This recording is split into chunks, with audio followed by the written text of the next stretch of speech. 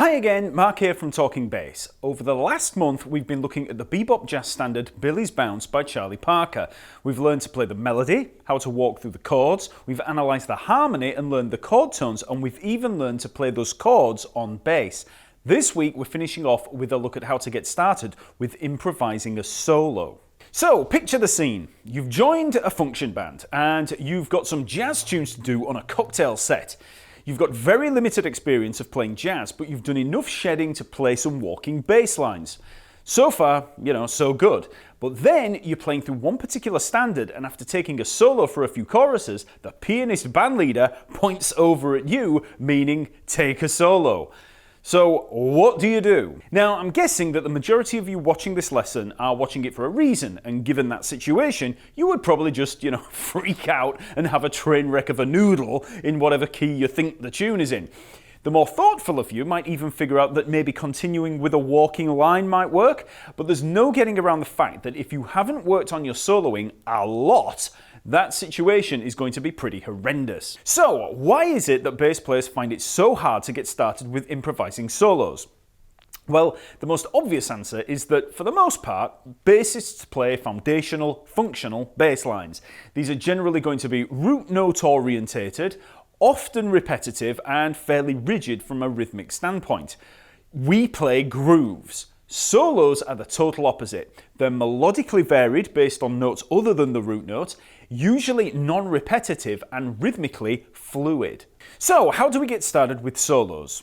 Well, unfortunately, there's no simple hacks for this. There's no shortcuts. You're basically learning to develop a vocabulary on the instrument. But there are a few things that we're going to look at today that should help you going forward. For one thing, from a basic nuts and bolts perspective, you can practice harmony and chord tone exercises, and they're going to allow you to see the notes that basically work, okay? The notes of the chord progression. Now, chord tone exercises aren't solos, and on their own, they're not going to turn into some great solo, but they are the foundation that you need for understanding the progression that you're playing over, and you'll at the very least have a fundamental palette of notes to choose from and a framework for practicing various melodic ideas. You also need to listen to solos. If you want to solo in a jazz style, you need to listen to jazz. If you don't do that, then there is zero hope for you. Whatever the style of music is that you're learning, you need to listen to it a lot, and that goes for both bass lines and solos. You're building a vocabulary in much the same way you do verbal language and speech. You learn a language by listening and copying, not by learning the alphabet and not by learning the difference between nouns, verbs, and adjectives. And this leads us to one of the most important parts of learning to improvise: transcription. Any of you that have seen the recent interviews on this channel with Yannick Gwizdala and Dave Swift will have noticed how they spend a lot of time discussing transcription. When you transcribe a solo, you're working it out by ear, writing it down, and learning to play it on your own instrument. This is probably the most important and productive practice that you can do as a musician. You exercise your ear, you learn vocabulary, phrasing, how to write music, and improve every aspect of your playing. But of all those things, vocabulary is key. So like I said, think of a solo like you would speech. Every solo is made up of a succession of phrases. The notes are basically the letters that make up musical words, and each phrase is pretty much a sentence. Different soloists will sound different for many, many reasons, from feel to sound and, everything in between. But the vocabulary is the difference that we hear in the notes and the phrases. Improvisation isn't necessarily about creating, some unique, spontaneous composition that's never been heard before. It's about having a musical conversation. When we speak, we use the same words again and again, but the way that we use them is determined by what we are expressing in the moment. That's why you'll hear the same licks used again and again. If you listen to any blues guitarist, for instance, you'll hear the same bends, the same combinations of notes, but we don't always think, oh, that's the same thing I've heard a million times before. You hear the expression in the moment and the musical conversation taking place. When we listen to and learn the solos of our favourite musicians, we digest that vocabulary and start on the road to building our own. So, obviously, Rome wasn't built in a day, and you're not going to learn to solo from this one lesson. But what we can do is look at a few exercises for breaking you out of the bass function mindset and getting started on the journey. So, from the recent lessons that we've looked at over this past month, You'll now know Billie's bounce pretty well, and it's a good jazz blues to work on. So what I'm going to do for the sake of this lesson is simplify the progression a little for our exercises. The backing track is going to play the same original chords, but we're going to simplify it a little bit for the solo. So we're going to simplify the A minor 7 to D7 down to D7, and we're going to simplify the B flat 7 to B dim 7 down to just B flat 7. Learning how to break down progressions in this way is really important when you're blasting through tunes at high speed, but we're going to take it slow all the way. So first let's try playing the basic arpeggios through the progression. We've already covered this in the previous harmony lesson, which I'll link to in the info below. And this is a basic chord tone exercise. It's just familiarizing yourself with the harmonic landscape. So let's just work through these one at a time. So first of all, we've got F7. And like I said, all these arpeggios are there in that lesson. Then B flat 7, and I'm playing these up here in this middle area. So F there and the B flat there. So F7, then back to the F7. Like I said, I'm missing out the B dim 7 here. Then we come back to the B flat 7, and then F7, then D7, which you can either play there or you could play it here. Then G minor 7, C7, and then we have the turnaround there of F7, D, G minor 7, and C7. And then we're back to the beginning. So that's the arpeggios there. And like I said, if you need a refresher on that, then I have that lesson there with all of that explained. So as you could see there, I was playing in this mid area here. Now you can try this in any area. You could try down here. So F there, B flat there, D here, G, C, you know, those notes there. But I'm playing up here so that we've got a little bit more of a higher register and so we can go a little bit higher. So I'm playing the F here at the 8th fret of the A string, the B flat here at the 6th fret of the E string, and just working around the arpeggios there. Obviously, you could also try up here. You want to try it in all areas. So for all of these exercises, you don't want to be using tracks or clicks or anything like that to begin with. You just want to get the notes down. And don't worry about the fact that you're going to be playing through the same ones each time. You've got to take it step by step. You just need one particular fingering in one particular area so you can familiarize yourself there. So we're going to take it really slowly. So try that without the tracks until you've got it down, and then you can try with the track. And I'm going to play it here at 110 beats per minute. So this is a slower tempo. So let's have a listen to that.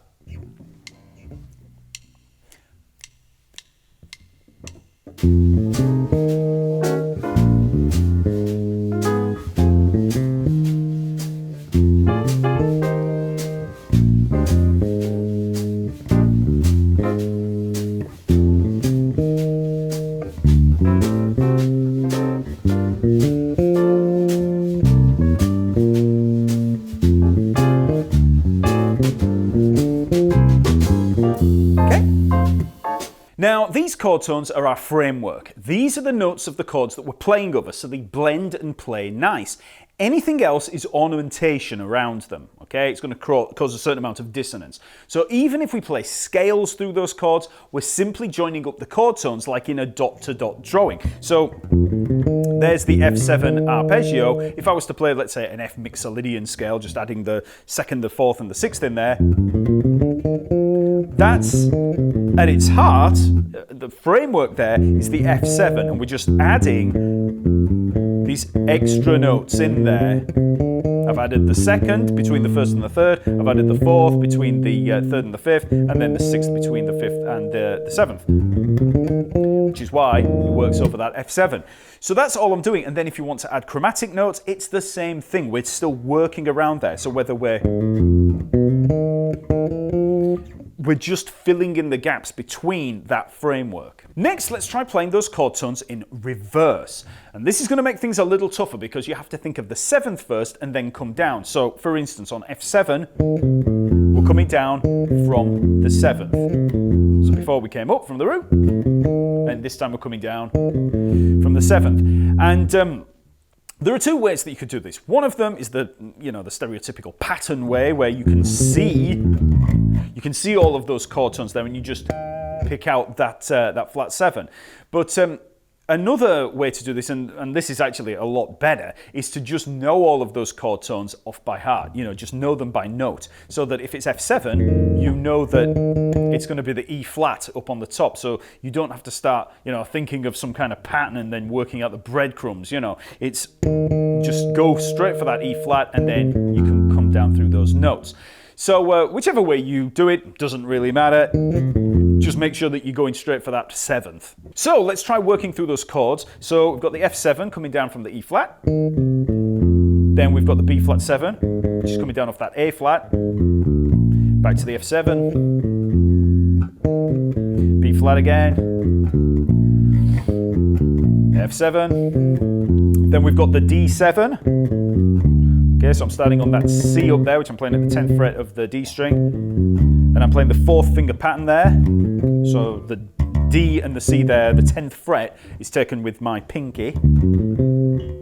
There's several different ways you can play it, but I'm not going to waste time on that now. So there's the D7, and then we can do the same thing for the G7, and then the C7, and then you've got the turnaround. F7, D7, G minor 7, and then down on the C7, okay? So that exercise is going to be much harder than the first one, even though it's the same notes in the same area. It's just that you're playing them in a different order and it makes you think in a different way. So we're getting away from that root notes orientated way of looking at it. So like I said, don't just go straight in with the click or a track. Just sit there working through them, getting used to playing those, you know, those particular arpeggios, and you know, take time with a particular one. You know, maybe just go over the F7 and the B flat 7. Just get used to playing them in isolation. D7, you know, that G7. Play them in isolation so that then, when it comes to playing them, you know, with the track, you're right there. So here they are with the track.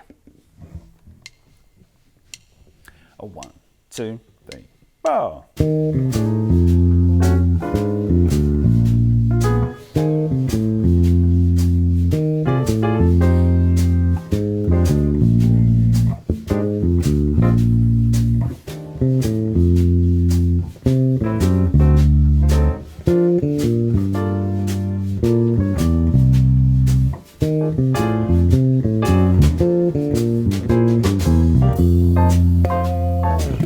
Now, there are a ton of different chord tone exercises that you can play through progressions, bringing scalar movements and chromatic approach notes into play, but we'll only cover a few today.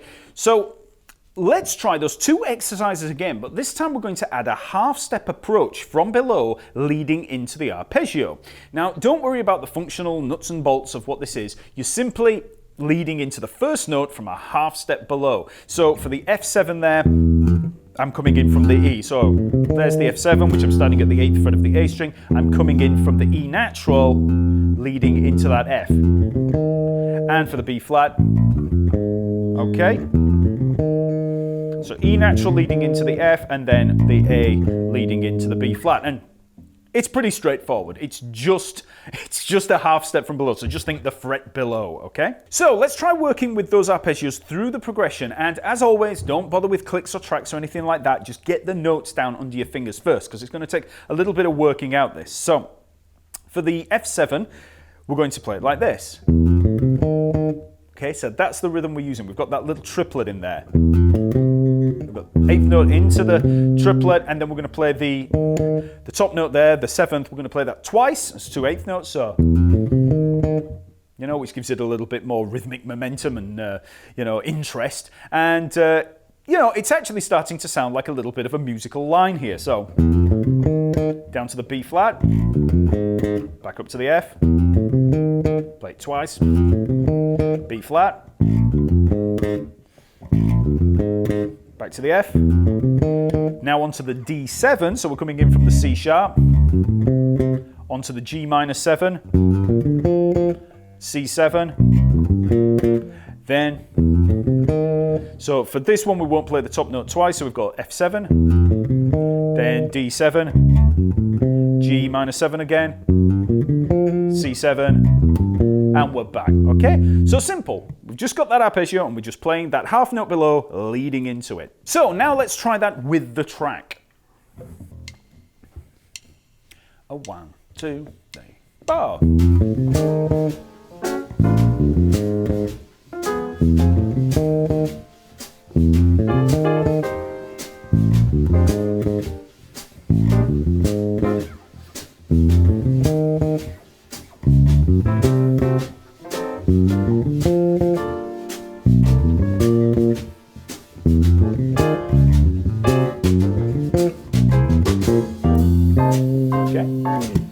Now, obviously, there are a ton of different things that you can do playing around with those arpeggios there. You know, I just came up, but I could play the fifth. You know, there's a lot of things you can do with it, but this is just an exercise, just to get used to those particular shapes and arpeggios in that area. Next, let's try the same exercise, but with our reverse arpeggios. So for F7, we started on the E flat up there. So that was the 8th fret of the G string. So we're going to be leading in from a half step below. So we're going to be leading in from that D. So it's from the 7th fret to the 8th fret there. Exactly the same rhythm and everything. So here it's not actually a chromatic passing note, it's or approach note, it's actually diatonic, it's the major 6th leading in. But we're not thinking like that, it's just a half step, it's just a half step approach. And then B flat, and again, B flat,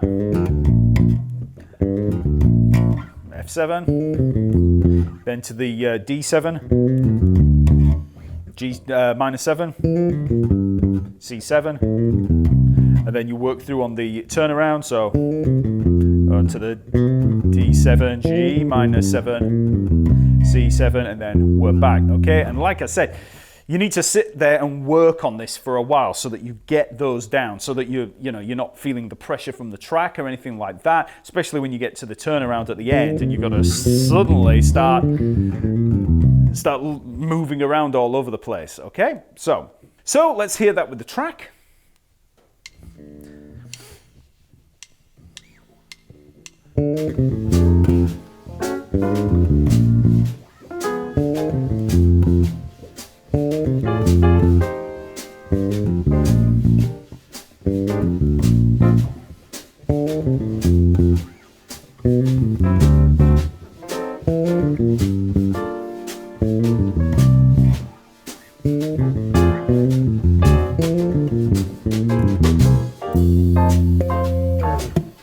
Okay, so next we're going to try taking a couple of chord tones out of those arpeggios and we're going to use them for creating what is essentially a 2-note phrase.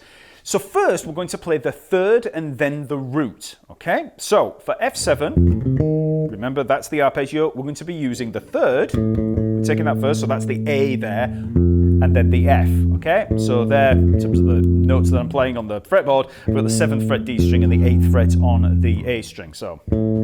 Okay, so that's the 2 notes that we're looking at. So we need to apply this to each of the chords in turn. So first of all, F7, and then to the B flat, so we're going to be starting on the D, the third. You can play it down here, but we'll stay in position, we'll play up here, so. Okay, and then the F7. It's dead simple. Back to the B flat. Okay, F7, and then we've got the D7, G minor, C7, or down here, and then through the turnaround. Okay, so dead simple. We're just, taking the chord tones out of those arpeggios. But the part that you'll find tricky is the starting on something other than the root note. So it's the same as when we were coming down the arpeggio off the 7th. Here we're actually aiming for the third, okay? We're not aiming for the root note. And this is going to break you out of that bass player root note, root note, root note kind of obsession. We're looking for that third. So let's hear that with the track. 1, 2, 3, 4. And we could, any rhythm.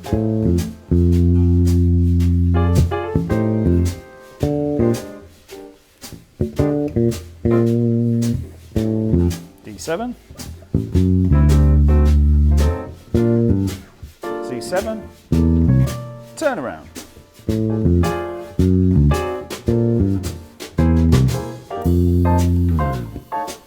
Next, let's try another couple of chord tones. Let's try the 5th and then the 7th. So for the F7, we're going to be playing the C and then the E flat, okay? So, and then for the B flat, we've got that F up into that A flat. So get used to seeing what those notes are, knowing that the 5th of that F is C, you know, so that you can see it there. So, and then back to the F7, B flat, F7, and then to the D7, G7, C7, and then when we get to the turnaround again, so we go.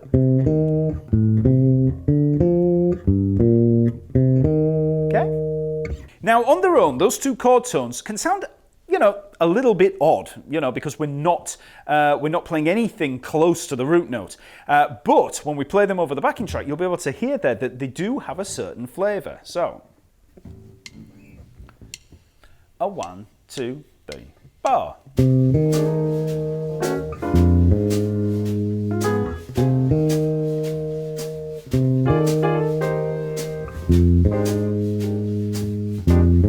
F7, D7, to the G minor, and okay. Now let's try one more combination. Let's try 5th to 3rd. Okay, so F7, we're going to be playing the C down to the A, two chord tones that we've already played. Okay, so and then B flat, or you could play it up here, either way.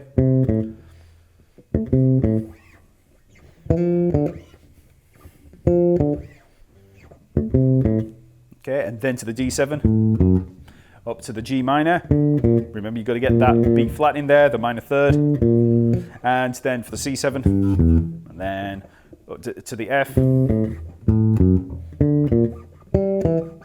Whichever register you want to play them in, you want to try mixing them up. Start with, you know, one instance of them, and then gradually, as you go, you can start adding in different registers. So instead of playing, you know, the C down here, you're going to be playing in this area, which is why I said you could move G minor up to that one, or G minor down to this one. Okay, so then you can mix it up. So let's try that with the track. 1, 2, 3, bar.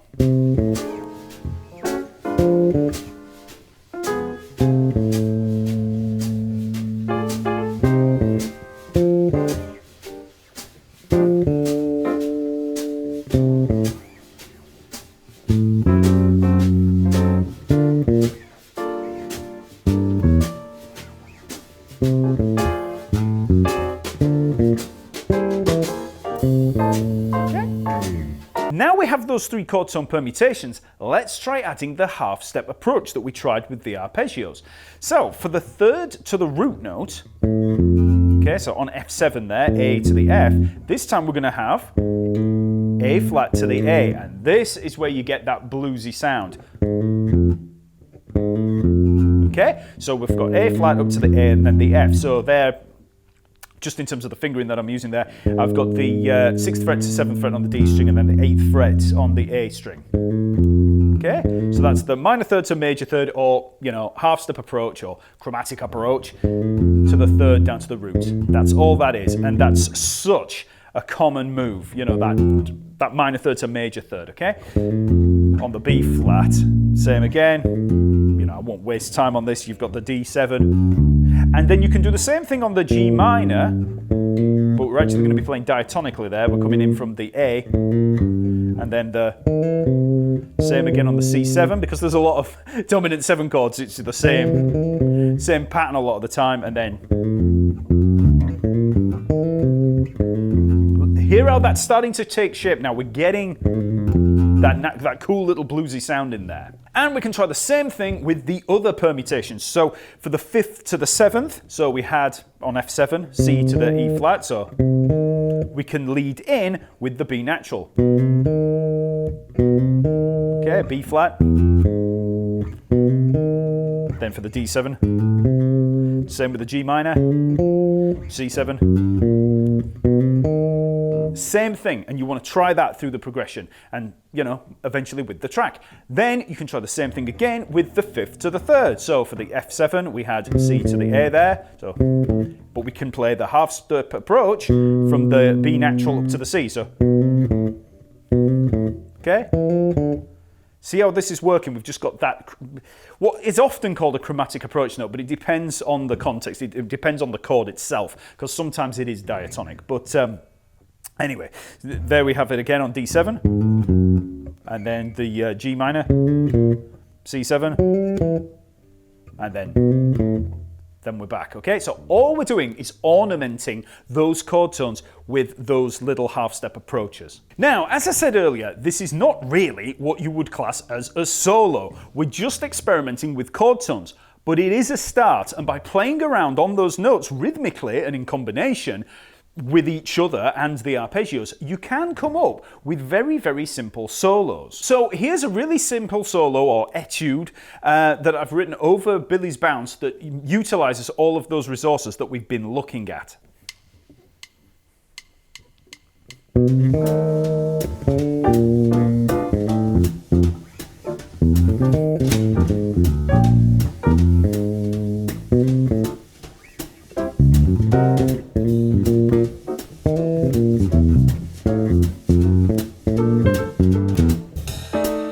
So I obviously played that through fairly quickly, but you know, you want to try this as slow as you need to go and play it at the slower tempo, you know, on the slower track as well. So let's break that down and have a look at what we have there. So for the first phrase, we have the following. Okay, so on that one, we're just playing that half step approach into the 5th and the 7th on the F7. So exactly what we were looking at before. Okay, so you've played that exercise through the whole thing. So, and then for the next one, we're on to the B flat 7, and this is the half step approach to the 3rd root. Okay, so each time it's just those 2-note chord tone permutations, 5th, 7th, and then 3rd root, but approaching from that half step below. Then we'll lead it into the F7 again with, okay, so again, 3rd root note, approaching from the half step below. And then I just play the root note a couple of times on offbeats just for a bit of rhythmic interest. So, 3, 4, 3, 4. Then for the second bar of F7, I just ascend through the arpeggio with the half step approach, starting on the E, and then come back down the arpeggio. So remember, it's on the and of 1 when we start, so 1, so we come up the arpeggio and back down. And then we're onto the B flat 7, and I come down with the ascending arpeggio. Already covered it. Okay, and that leads nicely into it, you know, the descent on the F7 and then the descent on the B flat. So this is all the stuff that we've already looked at. So like I said, on that B flat 7, we've got the descending arpeggio, and then for the next bar, we have the 5th to 7th on the B flat 7, that same little 2-note permutation that we looked at with the half step approach. So we're using a lot of the half step approaches here. Okay, and it gives it that nice bluesy sound. So,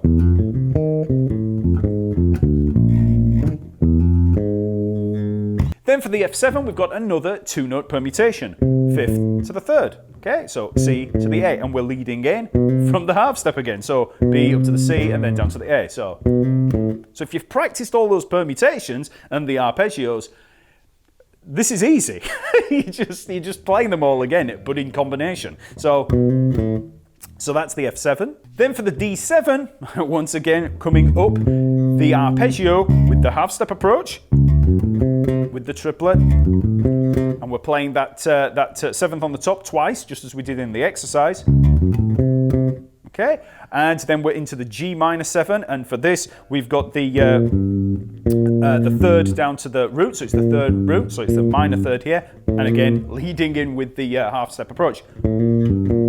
So we're actually playing a different rhythm there. We're not just playing the 3rd down to the root. We're actually playing the 3rd, the root, and then back up to the 3rd. We're just playing around with it. Okay, so. And for the C7, it's got a few more notes in here than the simple exercises that we looked at. So we're coming down. Okay, so we're half step approach up into that third, and then down to the root note. So we're starting with that permutation, and then we're coming down the arpeggio from the seventh. But I mean, really, we're actually just coming down the whole arpeggio from the third up at the top. But you can see it as two parts. You know, third and root permutation with the half step approach, and then the arpeggio down from the seventh, however you want to look at it. So then for the turnaround, we've got simple chord tone pairs. So we've got third to the root for the F7. Then for the D7, we've actually got third to fifth, which is not one of them that we tried, but this one works really well because after you've played the F, you stay on the F as the half step approach into that chromatic note there, the F sharp. So that's outside of the key, it's a secondary dominant chord. So, okay, and then stay on that A leading into the B flat, and then play the third root on the G minor 7. So, and then, so F sharp again, leading in half step approach into the fifth third combination on the C7. So again, both of those on the G minor 7 and the C7, they're all ones that we've practiced before. So like I say, all of this material that I'm using in this solo is stuff that we've looked at in the exercises. So you want to try that slowly in your own time, just, you know, working through it, getting the notes under your fingers. Don't try to clicks or tracks, just get that under your fingers slowly. Then after you've got it down, then you can try playing along to the track. So we'll try that at 110 beats per minute. 1, 2, 3, 4.